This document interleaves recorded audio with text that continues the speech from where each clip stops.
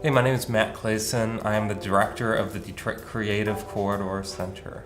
So the Detroit Creative Corridor Center is an economic development organization for Detroit's creative community. The data that the team is collecting is going to help inform our strategic plan and really make sure that our objectives, metrics, and outcomes are sufficiently targeted to the needs of the community. So what does the current state of the creative economy in Southeast Michigan look like? What are some more refined numbers that we can use to really benchmark against? And then what are their thoughts on that from an objective take? Is where do we have room to grow?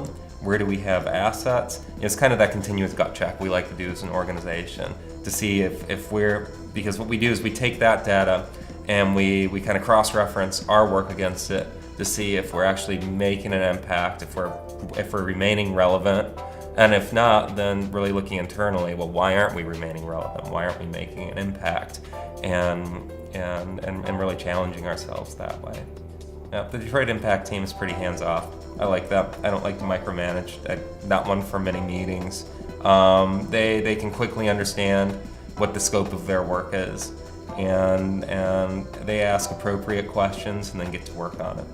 It always frustrates me when you see a lot of student work in the city that's focused on almost this, third world eco-travel type work. It's like, oh wow, we can do our eco, or whatever you call that stuff, eco-tourism, right here in Detroit. Oh, that's great. And this isn't a third world city. This is a city with many assets, with a lot of wealth still, believe it or not, and a lot of good organizations doing cutting edge work in terms of economic development, community development, growth, sustainability. It goes beyond just boarding up a vacant home and cutting the lawn around it.